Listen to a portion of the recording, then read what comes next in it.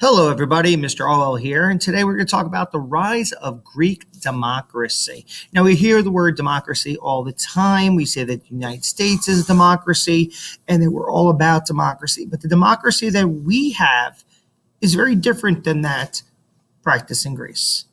So, the development of Greek democracy, you want to talk about that? We'll talk about how it wasn't always a democracy. At first, it started out as a monarchy, and as we see here on the timeline to the left, it developed from a monarchy to an oligarchy to tyranny to eventually to democracy, with the majority of the time as a monarchy. Now, we may not know what those words mean as of right now, but that's fine. Just understand that it became a democracy at the end, but for the majority of Greek history, Greece was not a democracy. Now, the first thing we'll talk about is a monarchy.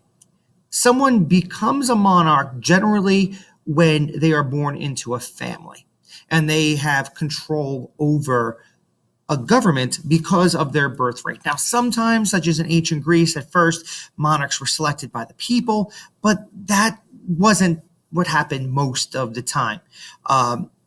These monarchs were very, very powerful. They controlled laws. They were the judge. They were the punisher. They had lots and lots of power. They had help to rule by these folks named aristocrats. Now, aristocrats, what they did is they helped the ruler rule. They were wealthy landowners. And eventually, the aristocrats can be like, hey, we don't really need this king guy here because we're together powerful. So this really only lasts until about 800 BCE.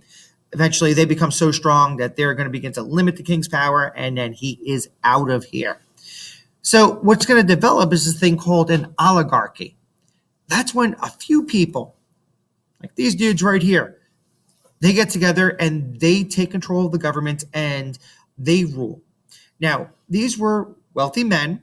Again, they were aristocratic, and they lived such great lives. They used the army sometimes to force people what to do. They had laws that benefited them.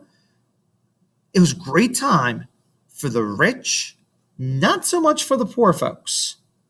They ignored the needs of the people.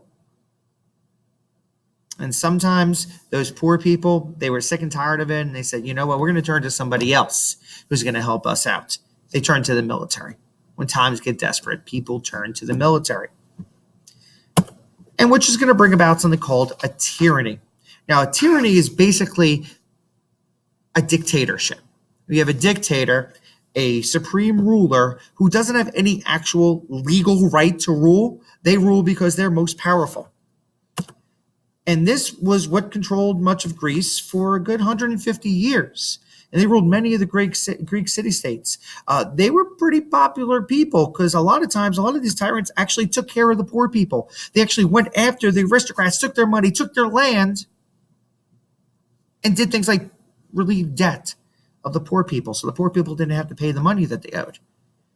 It's a really smart move. But not all tyrants were good. Some tyrants are actually pretty bad people, went back on their words, punished peasants, punished the poor, used spies and powerful means to keep control. And a lot of times, those tyrants were then removed by the poor. And eventually, folks in parts of Greece decided that they weren't going to take it anymore, that all these different forms of government weren't working. So they're going to try this new thing called democracy. And democracy is going to be a Greek invention. And in democracy, the people are the ones who are in control. The people are the people who have power. In ancient Greece, it was power directly. Here in the United States, Mr. Orwell doesn't decide the laws. I don't have a direct say in the laws. I wish I did. Maybe someday. But that's not the way it is here. We elect representatives, whether it's members of the House of Representatives, our senators, our presidents. We vote on them, and then they do the job. And if we don't like the way they do their job, we vote them out and put somebody else in. And hopefully they do a better job. Well, that's what American democracy is. Now, democracy first starts in Athens. Okay, and it is, as I said, it's a direct democracy. They had an assembly of the townsfolk and the people in the city-state. They would get and they would talk about the issues, and they would decide, well, we should do this, we should do that, we should have laws, we should go to war. It was open to all. Any Athenian could walk in and be part of the democratic process, part of democracy. That sounds good, but there was sometimes too much power in those folks. People's minds changed. They weren't seasoned politicians. Sometimes they didn't see the big picture. So a lot of times they turned their ideas back on laws. And sometimes the rich and powerful were able to convince them to vote in ways that really wasn't to their best interest. So sometimes democracy, as it spread, people saw as a failed experiment and went back to their previous forms of government, whether they were a monarchy, an oligarchy, or a tyranny. But it was still a try. And we're going to see later that the Romans are going to try this.